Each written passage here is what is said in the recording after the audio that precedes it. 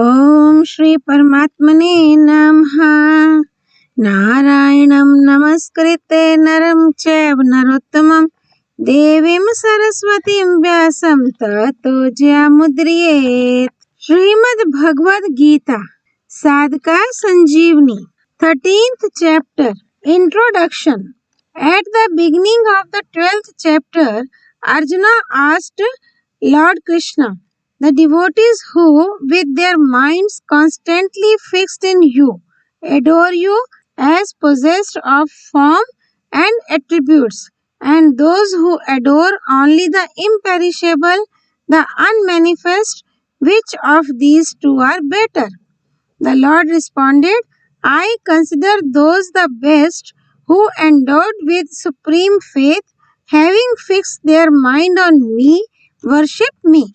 Further, he explained, those who adore only the imperishable, the unmanifest also attain me, but greater is their difficulty because they are centered in the body. Then he described the former type of worship in detail. Now he starts the 13th chapter in order to explain the latter kind of worship in detail and in order to remove the main obstacle in the form of the identification of the body with the self. First, the Lord starts the topic of discrimination between kshetra, body, and kshetragya, soul, spirit. Verses 1 to 18. Discussion of kshetra, body, kshetragya, soul, knowledge and worth knowing God with devotion. Verse 1. Shri Bhagavan Vacha Idam Shariram Kantya Kshetram Iti Abhidhyate Etad Yo Veti Tam Rahuha Kshetragye Iti Tad Vidha. The Blessed Lord said, this body, O Kantya, is termed as Kshetra, the field, and he who knows it is called Kshetragya by the sages. Comment. A man regards birds, animals, and trees, etc. as different from himself, but he identifies himself with the body. But the body, whether it is gross or subtle or causal, is also different from the self. The gross physical body consists of 5 elements: earth, water, fire, air, and ether. It is made of mother's menstrual excretion and father's semen. It is also called Anamaya Kosha, storehouse full of grain, because it depends on grain. The subtle body consists of 5 sense organs, 5 organs of action, 5 life breaths, mind and intellect. It is called Pranamaya Kosha, sheath of life breath, because of the predominance of life breath. Manomaya Kosha, because of the predominance of mind, and Vigyanmaya Kosha, because of the predominance of intellect. Ignorance is called the causal body. A man's knowledge can have an access up to intellect only. Whatever is beyond intellect is not open to knowledge. So, it is called ignorance. This ignorance, being the cause of all bodies, is called causal body. This causal body is also called personal nature and also Anandamaya Kosha. In wakeful state, there is predominance of gross body, and it is accompanied by subtle body and causal body. In dream, there is predominance of subtle body, which is accompanied by causal body. In sound sleep, there is predominance of causal body, and a man is neither aware of the gross body, which is sheath of grain, nor of subtle body, which is Pranamaya Kosha, Manomaya Kosha, and Vigyanmaya Kosha. Namely, intellect merges in ignorance. Therefore, sound sleep is the state of causal body. In wakefulness and sleep, a man feels pleasure and pain, but in sound sleep, no pain is felt. There is only bliss. Therefore, the causal body is called Anandamaya Kosha, the sheath of bliss. All the three bodies are called Sharira because they decay every moment. As the cover of a sword is called sheath, similarly, the three bodies of the embodied soul in which it resides and to which it assumes as its own are denoted by sheath. The body is called the field kshetra because it is subject to constant decay. As the seeds sown in a field yield the corresponding crop in course of time, even so the seeds of actions which a man performs by having the feelings of egoism and attachment yield their fruit at the appointed time, and thus he is born a god, a bird, a beast, and an insect, etc., according to his actions, and then dies. A vital fact. The physical body consisting of earth, water, fire, air, and ether, which is ever changing, is idam. This. The change in the body is perceived by the five sense organs ear, eye, skin, tongue, and nose. The change in the sense organs is perceived by the mind. The change of the mind is perceived by the intellect. The change in the intellect is known by the self, which ever remains unchanging. Thus, the self is the real onlooker which can perceive and know others independently but can never be known or seen by anyone. Senses can know their objects, but objects can't know senses. Similarly, senses and sense objects can't know the mind. The mind, senses, and sense objects can't know intellect, while intellect, mind, senses, and sense objects can't know the self. The reason is that senses, mind, and intellect are not independent knower. Each can know objects of grosser form than it, while the self is an independent knower because it is far subtler than and superior to body, senses, mind, and intellect.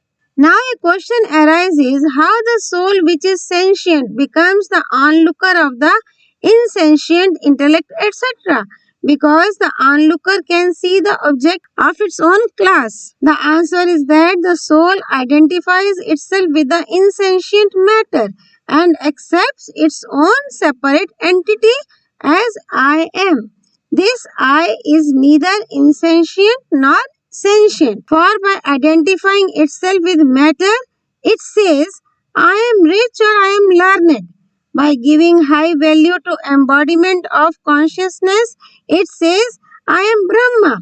Thus, the I is the soul seated in nature, which is the cause of his birth in good and evil wombs. Thus, the embodied soul has both the portions, the sentient as well as the insentient.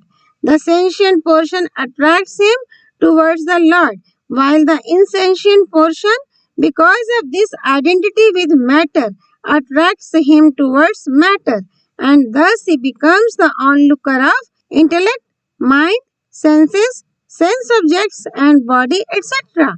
This assumed identity or affinity is the root of all evils. In the next verse, the Lord explains what that Kshetragya is and defines knowledge. Verse 2. Kshetragyam chapi mam vedhi sarva kshetreshu bharta kshetra kshetragyor jnanam yattaj jnanam matamam. Know me as Kshetragya in all the Kshetras. Arjuna, the knowledge of Kshetra and Kshetragya is considered true knowledge by me. Comment. The object known is called Gaya, and that Gaya is known through an organ.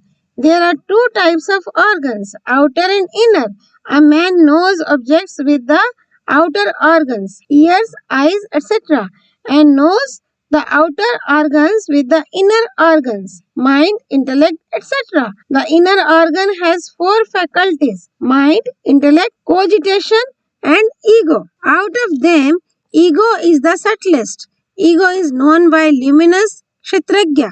This Kshetragya is an embodiment of God. In fact, the body has its identity with the world, while the soul, Kshetragya, has its identity with the Lord. But the man, soul, by assuming his identity with the body, regards himself as separate from the Lord. So the Lord wants Arjuna to know the fact about the body and the soul. The knowledge of several languages, scripts, arts and sciences, etc., and even of the whole world is not true knowledge, because this sort of knowledge entraps a man into the world, though it may be useful in the world. The true knowledge enables him to renounce his affinity with the body and be free from the cycle of birth and death. The self is different from the body and one with the cosmic soul. This is true knowledge. In the next verse, the Lord explains the distinction between the Kshetra and Kshetragya and orders Arjuna to listen to him. Verse 3. Tat kshetram yacha yadrikcha yad vikari yatascha yat sacha yo yat prabhavascha tat samasena me shrinu. What that kshetra is, what it is like, what its modifications are, whence is what, and also who that kshatragya is and what his powers are. Hear briefly from me. Comment. In this verse, the Lord orders Arjuna to hear the 4 points regarding kshetra, while only 2 points, who that kshatragya is and what his powers, glories are, regarding kshetragya.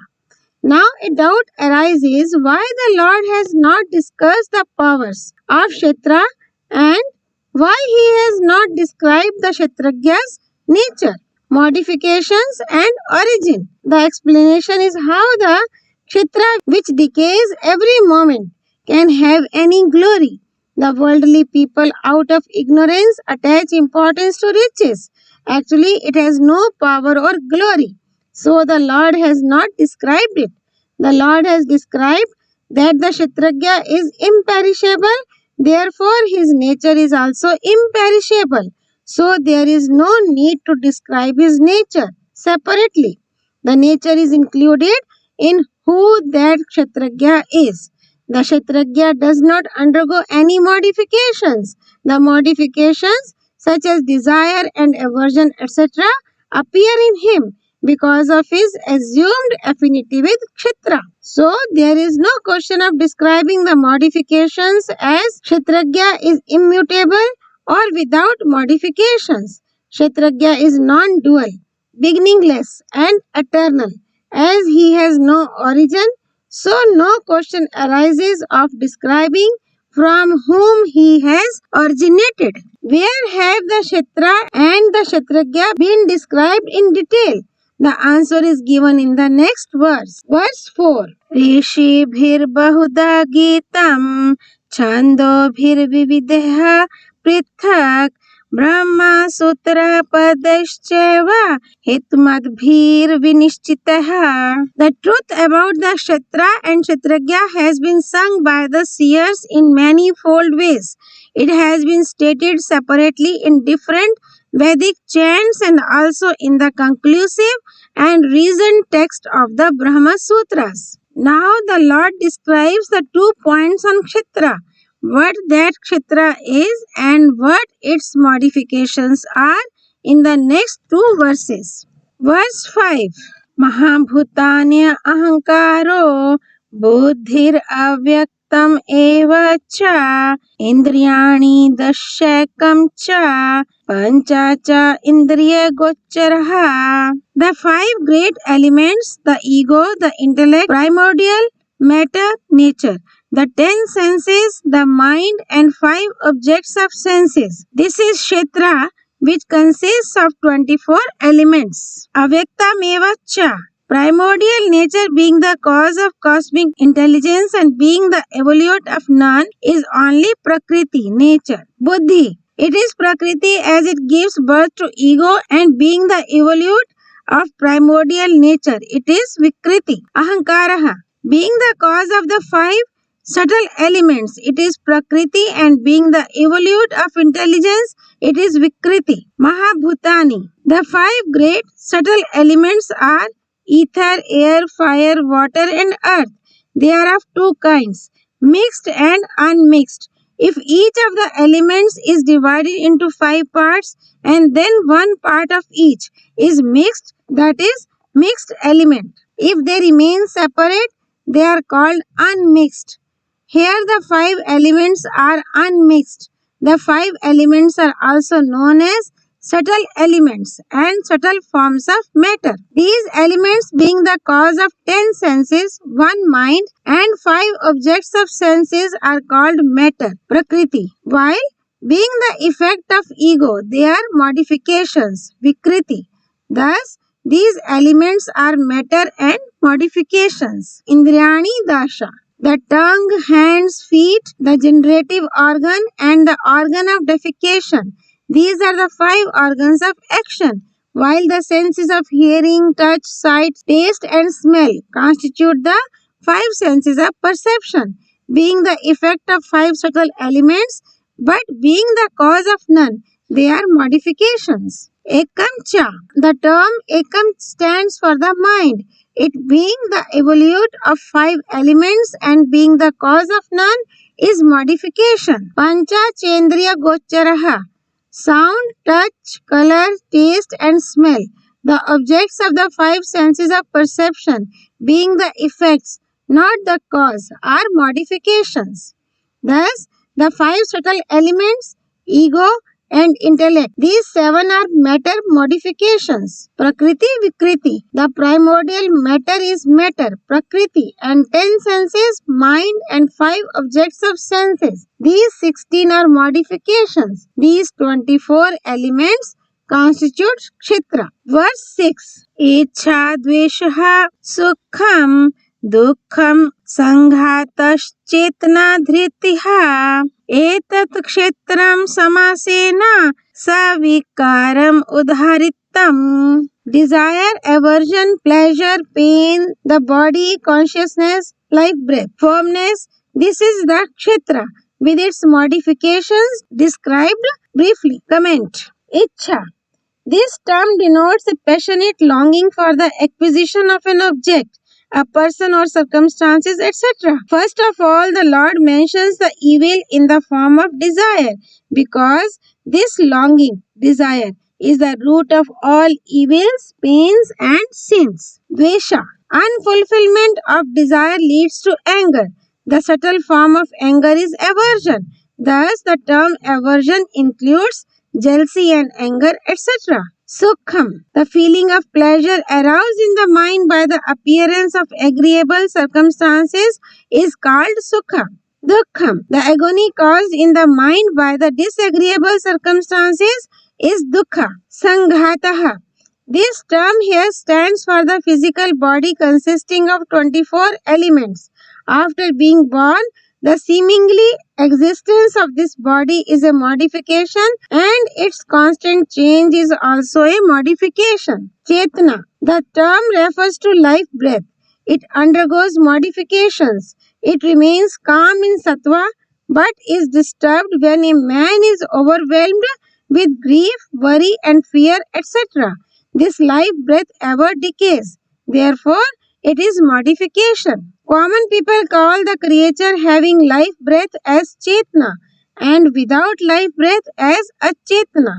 Therefore, the life breath is called Chetna. Dhriti. Dhriti denotes firmness. It undergoes modifications. A man deviates from firmness in unfavorable circumstances. Being subject to change, it is modification of Kshetra. An important fact. When the Kshetragya spirit out of ignorance assumes its affinity with Kshetra, body, evils such as desire and aversion etc. are born in the Kshetra. In fact, Kshetragya by nature is totally free from all kinds of evils and modifications. It is affinity between the two which is responsible for all evils and modifications. If a striver realizes that he is different from the body and he has his identity with the Lord, he becomes free from all evils and modifications. On self-realization, desire and aversion are totally annihilated. Such a realized soul is conscious of pleasure and pain, namely favorable and unfavorable circumstances, but they don't cause any modification in his mind. namely, he does not feel happy and sad. The body of a liberated soul becomes supremely holy and pious, and he has no affinity of eye and mind with the body. His body remains alive according to his destiny. Till the body lives, life breath also lives. On working hard, life breath becomes uncalm, otherwise it is calm. The sattvika firmness which subsisted during practice remains even on self-realization. But on realization, the liberated soul has no affinity with modifications, chetna and dhriti, as he has no identity with the inner sense. It means that four evils, desire, aversion, pleasure and pain, which were due to his identification with the body, are totally wiped out on self-realization. Three modifications, sanghat, chetna and dhriti, remain in his life, but they don't affect him. The Lord in the next 5 verses, under the name of Jnana, wisdom, enumerates 20 virtues to do away with the assumed identity. Verse 7. Amani tvam adambhi tvam ahimsa kshantir arjvam acharyopasnam shocham thairyam atma vinigraha. Absence of pride, freedom from hypocrisy, non-violence, forgiveness, straightforwardness, service to the teacher, purity of body and mind, steadfastness, self-control. Comment. Amanitvam. Absence of pride is known as amanitva. It is the superiority complex because of one's possession over arts, virtues, wealth, ability, etc. that engenders conceit or pride. He possesses this superiority complex because of his identity with the body. It means that he attaches too much importance to matter, and so he cannot know the truth. The less proud a man is, the less importance he attaches to matter, the less proud he is, and the more speedily he follows the spiritual discipline. Remedy. A striver should keep company with devout devotees, saints, and liberated souls. Their company frees him not only from pride, but also from many other evils. Saints honor others, but themselves remain free from the desire of honor. Similarly, a striver, in order to be free from pride, should form the habit to offer honor, respect, and praise, etc. to others. He can form this habit only when he regards others superior to him in any sphere. This is the rule that every person has some singularity. This may be due to his caste, stage of life, learning, intelligence, and rank, etc. Therefore, a striver should offer respect to others, keeping their singularity in mind. When it becomes his habit, his desire to covet honor is gradually wiped out. He must be cautious that while offering honor to others, he should not expect honor in return. An important fact. Out of all the divine traits, the Lord has mentioned fearlessness as the first one and absence of pride the last one in the discipline of devotion.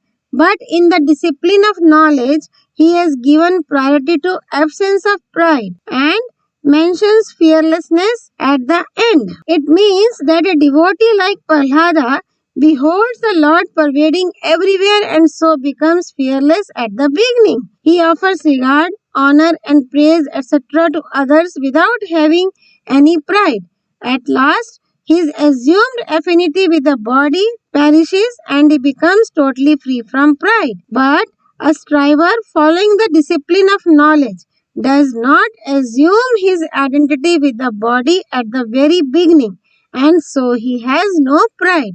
At last, he realizes the self and becomes fearless. Adambhitvam. Hypocrisy means putting on a pretense or false appearance of virtue or goodness for the sake of honor, prestige and worship, etc. If a sinner in the company of virtuous persons exhibits himself as a devotee, a righteous or a charitable person, he is hypocrite. Similarly, if a striver is engaged in adoration and prayer, etc., in loneliness and is feeling drowsy, but He becomes alert as soon as he hears the footsteps of someone coming. It is also a display of virtues. There is also hypocrisy when a pious and virtuous person in the company of bad persons renounces his piety and virtues and poses himself as others are, as can be seen in clubs and hotels, etc. Absence of this sort of hypocrisy is adambhitava. Remedy. A striver should fix the goal of human life that he has to realize God, and he should ever be engaged in adoration and other spiritual practices without caring for what the people think of him and say about him. Ahimsa. Non-violence means total absence of violence. It consists in inflicting no pain to anyone through the body, speech, or mind. Pain or injury can be inflicted in three ways: by one's own self, getting it inflicted by others, and by sporting it. Violence is inflicted either out of anger or greed or delusion. Thus, violence is of 9 kinds. Again, the 9 kinds can be divided according to the quantity in 3 parts: a little, more, much more. Thus, the number of violence comes to 27. These 27 kinds of violence can be inflicted through the body, speech, and mind. In this way, violence can be inflicted in 81 ways. Non-violence can also be divided into 4 categories according to the place, occasion, time, and person. A man may observe non-violence in place of pilgrimages and temples, on occasions such as on festivals, on days such as birthday and death anniversary, etc., and to person, etc., such as cows, deer, preceptor, parents, and children, etc. Total abstention from violence or inflicting pain on any creature at any place and time through his speech, body, or mind is called universal non-violence. Remedy. A striver should regard comfort, welfare, and service of others as his own, because the self in every person is the same. By arousing this sort of discrimination, how can a person inflict pain or injury to anyone? The feeling of non-violence automatically develops in him. Kshantihi. Kshanti means forbearance, that is, forgiveness. He who has developed this feeling never thinks of punishing the evildoer, either himself or having him punished by others in any way. Even by having power, he does not nurse any thought of revenge upon him. Remedy 1. Forgiveness is self-evident because the self is free from all modifications and evils. So a striver should have a firm belief that he remains unaffected by evils and wrongs done to him. 2. He beholds the self present in all beings. If while having a meal the tongue is chewed, a person is not angry with his teeth because the tongue and the teeth both are his own limbs. Similarly, the same self abides in all the beings. So the person possessing the virtue of forgiveness never entertains the idea of punishing the wrongdoer. Arjavam. It means straightforwardness of body, mind, and speech. No sense of ornamentation in the body. Simplicity in living. Natural straightforwardness in behavior. Absence of arrogance. This is straightforwardness of the body. Absence of crookedness, deceit, envy, and aversion, etc. And serenity, benevolence, and compassion. This is straightforwardness of mind. Absence of taunt, censure, malicious gossip, and pinching harsh language, and use of simple, true, agreeable, and wholesome language. This is straightforwardness of speech. Remedy. A man, by assuming his affinity with the gross, subtle, and causal bodies, regards himself superior to others. So he does not possess straightforwardness of mind, speech, and behavior. If he renounces this assured affinity with the body and has an eye on the self, he becomes straightforwardness. The teacher who imparts knowledge and teaches good precepts is called an acharya. If anyone serves such type of teachers, he is benefited. But here the term acharya denotes the liberated soul. Bowing to him, paying reverence to him, and serving him with body, mind, and speech in order to make him happy. This is service to him. But real service consists in translating his principles into practice. The service rendered to the body of a body conscious man is regarded as service to him. But to render service to the body of a realized soul is not service in its real sense. It is only partial service. Remedy. The striver who has the aim of God realization should serve the saints from his heart because their grace bears quick fruit. He should have this conviction and act accordingly. An important fact. A disciple should serve his teacher. If a disciple performs his duty scrupulously, his affinity with the world is renounced and he gets identified with the teacher, namely, virtues of his teacher develop in him. Having renounced affinity with the world, he attains salvation and having identified himself with the teacher, he develops devotion. With this identification, he does not remain a disciple and he is not controlled by the scriptures, etc. But if a disciple does not perform his duties scrupulously, he will remain only a nominal disciple, not a real one. Without remaining a real disciple, his affinity with the world will not be renounced and he will not get identified with the teacher. Thus, he will remain a slave to the world. If a disciple expects of his teacher that the latter will lead him to salvation, it is also a bondage for the disciple. A disciple should surrender himself to his preceptor without having any will of his own. He should become a yes man to his preceptor's will. It is the foremost duty of the preceptor to emancipate his disciple. If he does not perform his duty, he is nominal preceptor. If he has a desire to receive anything, money, respect, praise, etc., from his disciple, he is not the teacher, but he is a slave to the disciple. Shaucham. Shaucham means external and internal purity. The body is purified by cleaning it with water and earth, etc., while the mind is purified by having divine traits such as mercy, forgiveness, and generosity, etc.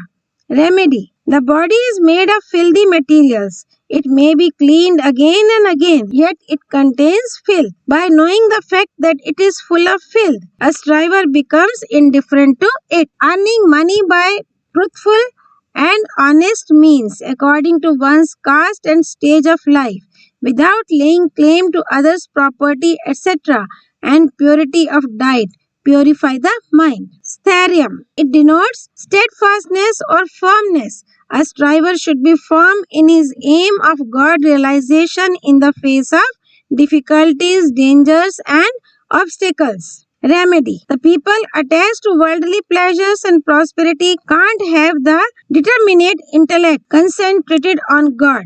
So a striver should renounce this attachment to worldly pleasures and prosperity. He should remain firm in whatever he decides, even on insignificant tasks. By doing so, he forms a habit of being firm in other spheres also. The more faith a striver has in saints and the scriptures, the more firm he is. Atma Vinigraha. Here the term Atma stands for the mind and control over the mind is Atma Vinigraha. Some thoughts come to the mind and they disappear quickly. They are called Sufurnas, fleeting thoughts. But when the mind is attached to that thought, it becomes a Sankalpa, pursuit or projection of the mind. Sufurna is just like the image in the mirror. The mirror does not catch the image, while Sankalpa is like the film in a camera, which catches the image. A man is attached to the thoughts by having attachment and aversion for them. Fleeting thoughts are destroyed by practice, while pursuits of the mind are destroyed by dispassion. Thus, the mind can be controlled by practice and dispassion. Verse 8. Indriyartheshu vairagyam anankara eva cha janma mrityu jara vyadhi dukha doshan darshanam. Dispassion towards the objects of senses and absence of egoism constant perception of evil and misery in birth, death, old age, and disease. Comment. Indriyartheshu vairagyam. It denotes absence of attraction and attachment for all the objects of senses of this world as well as the next world in the form of sound and touch, etc., which are relished by the senses. For the maintenance of his life, a striver should not have attachment and passion, etc., with sense objects, even during physical contact with them. Remedy 1. Attachment to the objects of senses develops a sense of importance for them, which leads to sins and deprives a striver of God realization. Only by effacing attachment we can get established in God. This conviction develops detachment from sense objects. 2. Even the great kings and emperors could not enjoy the sensual pleasures forever. Their bodies decayed and they died. This thought develops dispassion. Third, these sensual enjoyments lead persons to grief and worry only. The sense enjoyment doesn't bless one with any eminence and singularity. This thought develops dispassion. Anankara eva cha. Everyone feels I am. Then identification of I with the body gives birth to I am body. The feeling I am body gives birth to egoism. This identification of the self with the body is the cause of a man's birth in good and evil wombs. Actually, this egoism has no existence of its own, but it emanates from the identification of the self with the body. But when a striver distinguishes the sentient from the insentient, his egoism disappears. Thus, strivers can be free from this feeling of egoism. Remedy. Superiority complex leads to pride. So, a striver, instead of finding fault with others, should find fault in himself and try to get rid of his faults. 2. A striver should realize that the same soul pervades all the bodies. So, he is in no way different from other persons. 3. In the scriptures, the Lord has been mentioned as truth, consciousness, knowledge, and bliss. These are the three names of the Lord. They don't denote three different entities. Keeping the goal in view, denoted even by any one of these three names, a striver can be free from thoughts. Being free from thoughts, he can realize his automatic identity with the Absolute and be free from egoism. Sat, truth or reality. The Lord had been since ever, has been ever, and remains forever. He is neither born nor destroyed. He neither increases nor decreases. He always remains the same.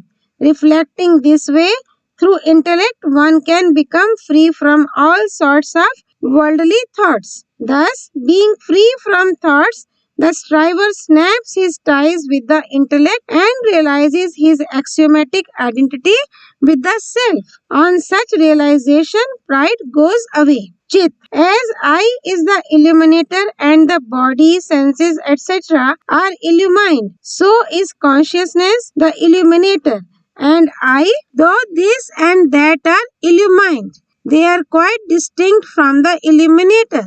So I, thou, this and that are quite distinct from the oversoul. In this way, getting established in that consciousness, the self is realized and egoism is destroyed. Ananda. Intellect can know the matter, insentient world only. It has no access beyond it. In order to know the divine, it is indispensable to renounce affinity with intellect. Establishment of the self in the Supreme is the means to renounce this affinity. Then only the Supreme in the form of bliss remains, who is also knowledge and truth. Thus, a striver is free from egoism. Janma, Mrityu, Jara, Vyadhi, Dukha, Dosha, Darshanam. As a picture is baked in the potter's kiln, the helpless child burns in the womb of the mother. During the process of birth, it has to bear unbearable pain. While coming out of the womb, a striver should constantly think of the evil of pain in birth. No one can escape death. It is inevitable for one who is born. When a man under compulsion has to leave the body, the residence and wealth, etc., which he regarded as his own throughout his life, but he never hopes to regain, then, due to attachment, he undergoes a lot of suffering. Moreover, when a man dies, he suffers as much pain as he suffers when thousands of scorpions sting him all at once. Thus, a striver should perceive evil in death. In old age, the body and the limbs become feeble.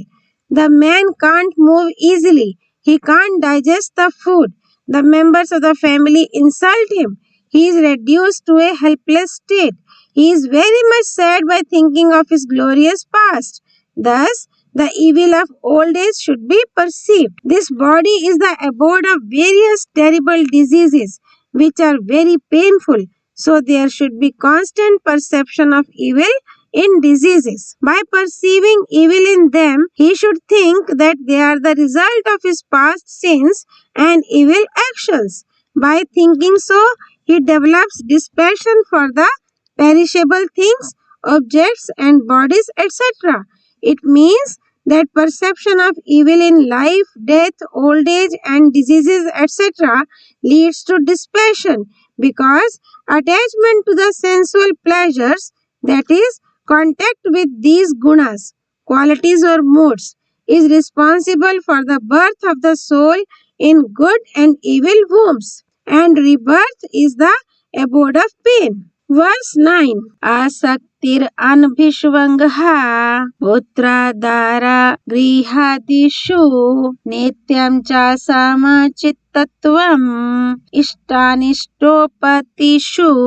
Non-attachment, non-identification of the self with son, wife, home and the like, and equanimity in all desirable and undesirable happenings. Comment. Attachment to the perishable worldly objects, persons and circumstances, etc. is Sakti. Absence of that attachment is called Asakti. A man is attached to them in order to seek pleasure from them. He feels pleasure while there is contact, but real joy reveals itself with the termination of the contact. So, it is indispensable to renounce the attachment for the mundane. Remedy. The pleasure which is derived from the contact of the senses with their objects seems like nectar at first, but is like poison at the end. One who enjoys the pleasures born of contact has to bear sufferings. So, by thinking of their result, a striver is not attached to them. Close association with one's sons, wife, house, wealth, and cattle, etc. is really assumed. A man is so much identified with them that he regards their sickness and death, etc., as his own. So, a man should not identify himself with them. Remedy. Render service to your kith and kin without expecting any service in return. If they take pleasure in serving you, accept their service without deriving any pleasure out of it. Absence of joy and attachment in the favorable circumstances and absence of grief and aversion in the unfavorable circumstances is equanimity. In that state, a striver remains unaffected in all the desirable and undesirable happenings. Remedy. A striver should utilize the desirable happenings and circumstances to render service to the beings of the world without any selfish motive.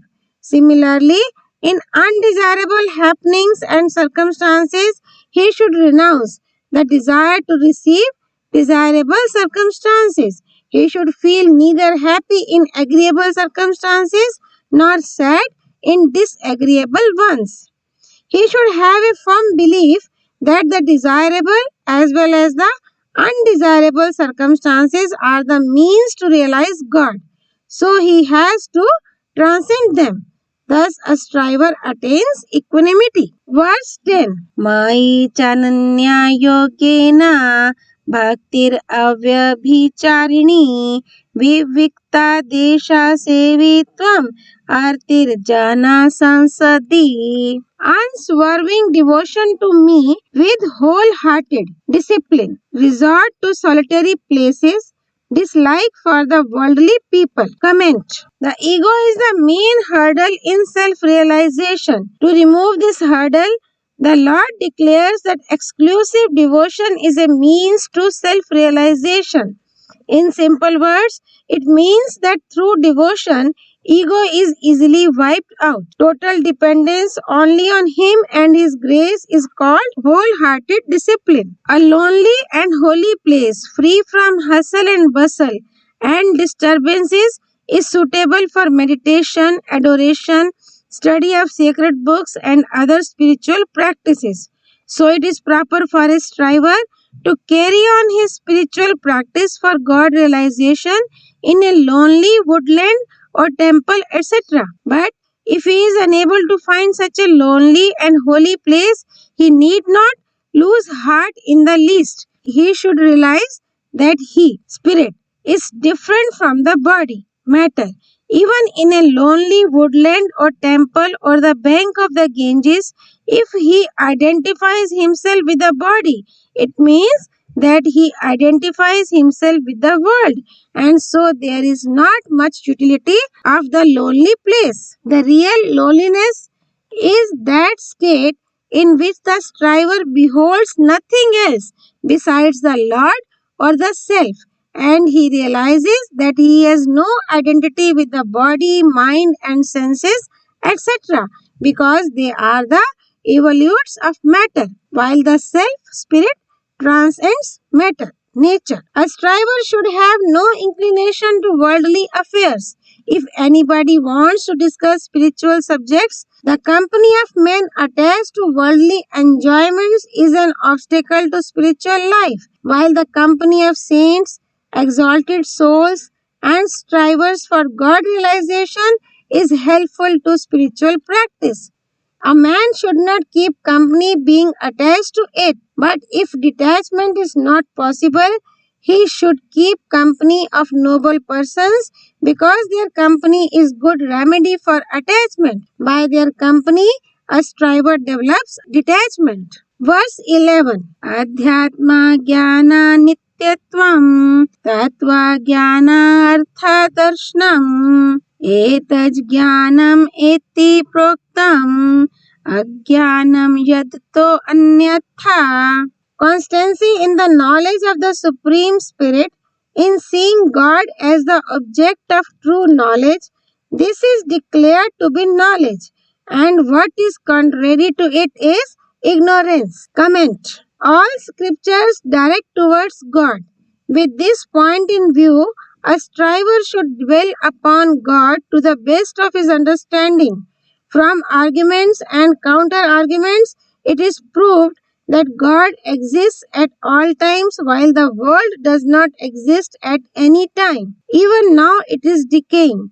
The self or the Supreme Spirit is eternal and imperishable while the world is transitory, perishable, and is subject to modifications. Remedy. Study of the sacred texts, listening to the divine discourses, and questioning constitute the remedy. Constantly beholding God, pervading everywhere, is seeing God as the object of true knowledge. A striver should behold nothing else besides the Lord, because He pervades everywhere, every time, every person, thing, incident, or circumstance. An important fact. If a striver by developing an acute discrimination can renounce his assumed affinity with the body, all these virtues are naturally revealed in him. Then he need not inculcate separate virtues in him. A striver should know the distinction between the real spirit and the unreal body. By knowing this distinction, his assumed affinity with the body is renounced. Secondly, He should have the only aim for God realization. During spiritual practice, a striver sometimes feels the presence of evils in him. Actually, at that time, the evils make their exit. During the spiritual practice, if the number of evil propensities increases, it means that they are making their entrance. But if they are decreasing, it means that they are making their exit, and so they will perish altogether. Under such circumstances, a striver should not lose heart. He should be wholeheartedly engaged in the spiritual practice. By doing so, all his evils totally perish. The Lord in the next verse describes that knowable who are to be known. Verse 12. Gyayam yat tat pravakshyami yaj gyatva mritam ashnote अनादिमत परम ब्रह्मा ना सत तना sad uchyate. I shall describe that which is to be known, and by knowing which one attains immortality. It is the Supreme Brahma who is beginningless and who is said to be neither existent nor non-existent. Comment. The Lord promises that He will describe that Brahma or God for whose realization this human body has been bestowed and who has been described in the scriptures. By knowing God, one attains immortality, and then nothing remains to be known, to be done, and to be acquired. In fact, a man self is immortal, but by assuming his identity with the body, he regards the death and birth of the body as his own. By knowing the Lord, this error is rectified, and he realizes the self or his immortality. God cannot be called either existent or non-existent. He can't be called existent because something can be existent in relativity with something else which is non-existent. The term day is used only in relativity with the night. But if there is no night, the day can't be called the day. He can't be called non-existent because he surely exists. The fact is that words can't describe the real character of God either by the positive or the negative method. As the sun is different from both the night and the day, so is God different from both the existent Sat and the non-existent Asat. In the preceding verse, Lord Krishna described the attributeless, formless Brahma, the Absolute, who is worth knowing by saying that he is neither existent nor non-existent. In the next verse, he describes the reality of what is worth knowing, Gay, namely God as formless and endowed with attributes. Verse 13. Sarvataha pani padam tat sarvato akshi shiro mukham sarvataha shrutimaloke sarvam avritya tishtati. With hands and feet everywhere, with eyes and hands and mouths everywhere, with ears everywhere, he stands pervading all. Comment. As there are various scripts in ink and various ornaments in gold, the Lord has his hands and feet everywhere. Therefore, he accepts all offerings from all quarters, offered to him, physically or mentally. Moreover, his hands are ever ready to protect the devotees from all the dangers everywhere. He has his feet everywhere, and so he accepts the sandal paste, flowers, and prostrations, etc., offered by the devotees according to their feelings. If thousands and lakhs of devotees adore the Lord's feet separately at a time, the Lord's feet are present then and there according to the sentiments of devotees. Wherever devotees show lamp to God and offer homage to Him with kindled lamps, there are God's eyes. He has eyes everywhere. It means that no activities are hidden from Him. He beholds the devotees wherever they perform actions such as dance, meditation, prayer, and various spiritual practices. It means that he who beholds the Lord present everywhere. He is never out of his sight. He has his head everywhere, and therefore the sandal paste and flowers, etc., offered to him as a mark of reverence reach his head.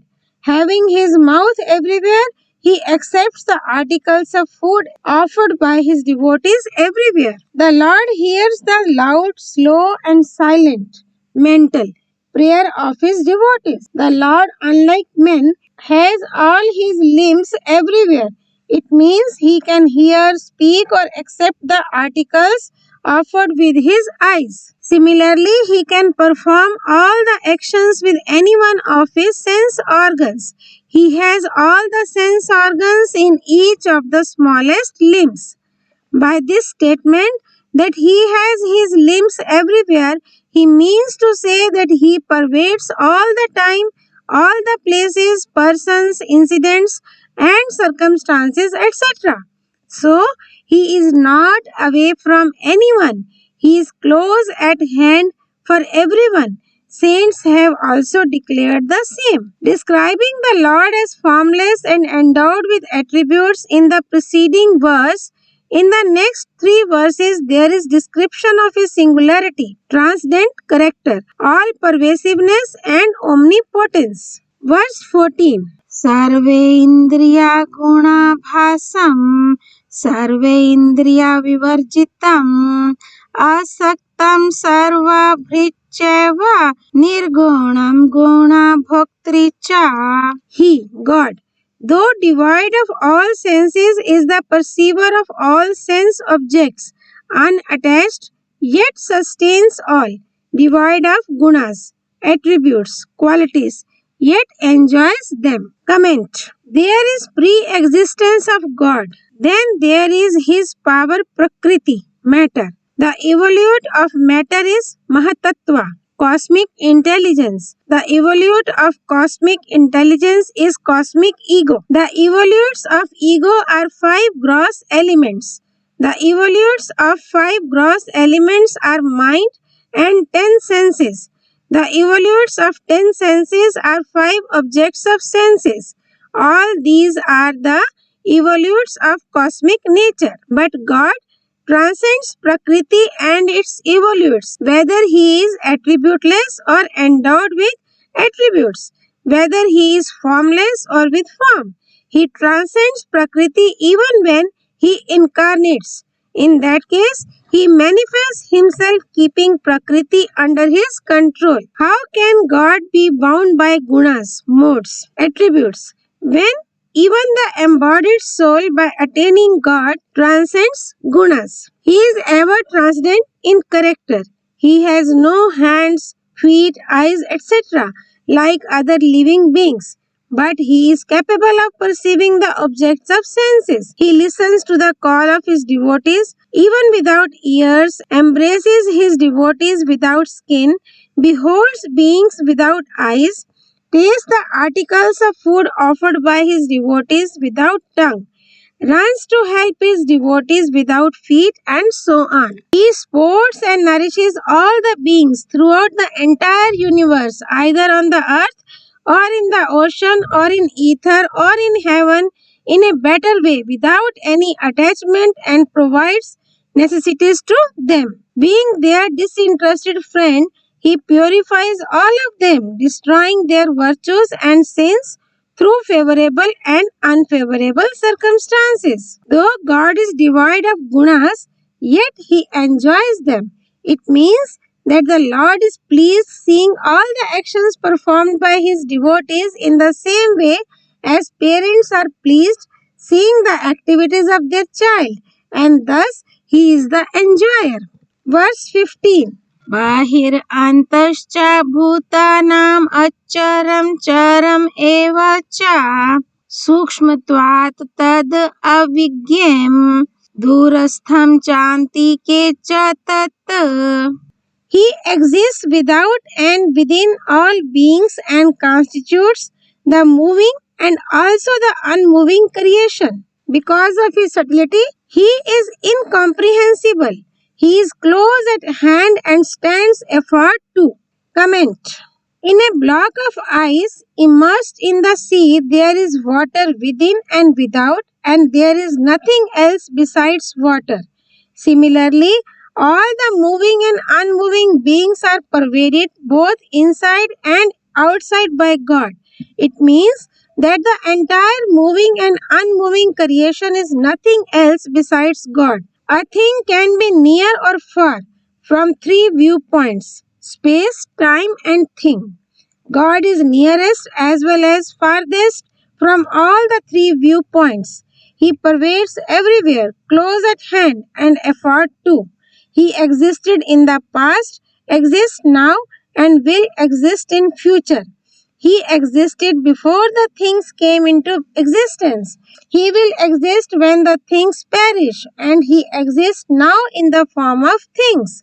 Though the Lord is the nearest, yet he is far away from those who hanker after worldly pleasures and prosperity. But he is the nearest for those who have an inclination for him. So, a striver renouncing the desire for pleasures and prosperity should arouse a yearning only for God realization. By doing so, he will realize his eternal union with God.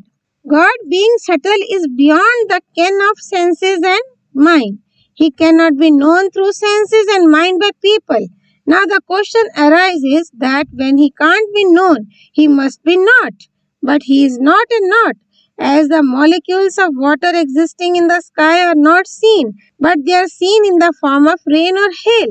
God, being subtler than the molecules of water, is incomprehensible by senses, mind, and intellect, etc. The people don't know God because of their ignorance. As an illiterate person can't read the word Gita, but a learned person in Sanskrita can read the word and know its contents. One who is well versed in the Gita, all deep thoughts of the Gita come to his mind. Similarly, an ignorant person can't know God, but one who has known him in reality beholds nothing else besides him. Verse 16. Avibhaktam cha bhuteshu vibhaktam eva cha sthitam bhuta bhartri cha tajgayam rasishnu prabha vishnu cha.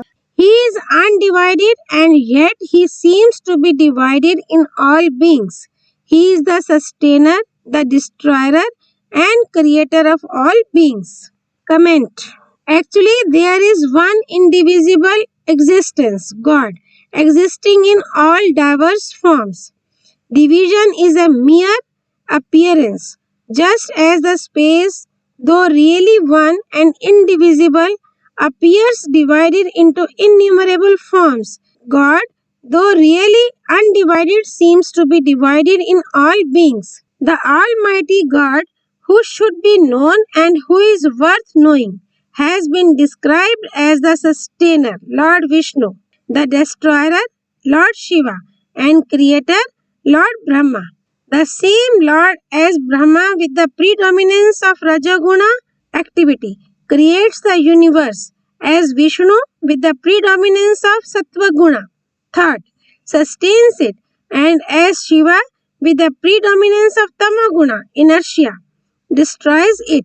Yet he remains untainted by the gunas, having full control over them. In the previous verse, the Lord described that who is worth knowing is the creator, sustainer, and destroyer of the entire universe. In the next verse, there is a description that he is the light of all lights. Verse 17. Jyoti Shama Pita Jyotistam Saha Paramuchyate Jnanam Gyayam Jnanagamyam Haridi Sarvasya Vishtritam. That Supreme Soul is said to be the light of all lights, entirely beyond darkness, ignorance. He is knowledge, the knowable, the goal of knowledge, and is seated in the hearts of all. Comment. The sun, the moon, the stars, fire, and electricity are the illuminators, light, of the physical objects. The five sense organs, ear, eye, skin, tongue, and nose, are the illuminators, light, of sound, sight, color, touch, taste and smell. The sense organs can perceive the objects of sense if the mind remains with them. So, mind is the light illuminator of senses. Similarly, intellect is the light of the mind as it guides the mind and distinguishes the real from the unreal. Self is the light of the intellect because if a man does not attach importance to the real and does not translate the reality into practice, there is not much utility of intellectual knowledge. The self is a fragment of the Lord, and so he is the light, illuminator of the self. So he is the light of all lights, but he is illuminated by none. The Supreme Lord is entirely beyond darkness or ignorance. It means that he is totally untainted and detached. Senses, mind, intellect, and ego can be tainted by ignorance and knowledge, but he is beyond the ken of ignorance in the same way as the sun is beyond the reach of darkness. God is knowledge himself, free from ignorance. All beings receive knowledge from him.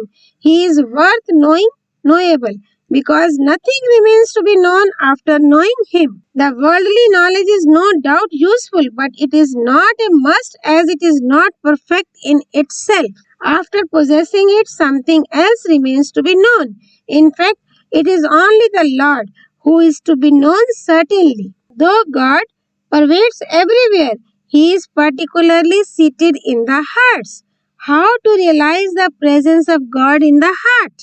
First, the striver should realize the difference between the real and the unreal. He should know that there are different states such as wakefulness, sleep and sound sleep, childhood, youth and old age, but he himself remains the same. Pleasant and painful, favorable and unfavorable circumstances appear and disappear, but he remains the same. There is contact with things, persons, etc., and then there is separation from them, but he remains the same. It means that he is different from all of them. By knowing this truth in reality, he will realize the presence of God in his heart, because he himself, being a portion of the Lord, has identity with him. Second, as a starving person becomes uneasy without food and a thirsty man without water, a striver should become uneasy for God realization. Then he will realize that he is seated in his heart.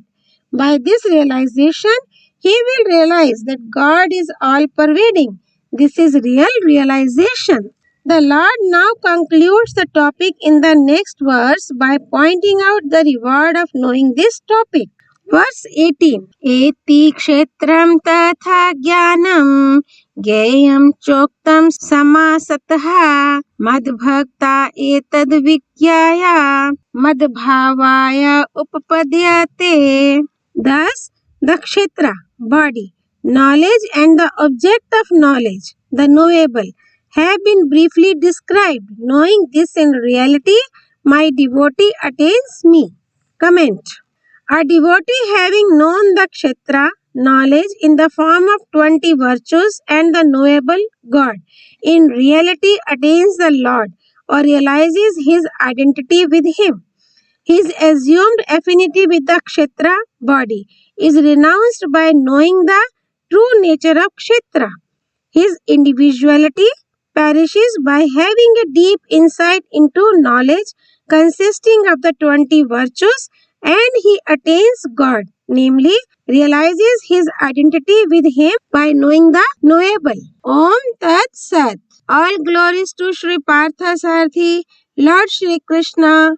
All glories to Bhagavad Vani, Srimad Bhagavad Geeta. Sri Hari Arpanamastu.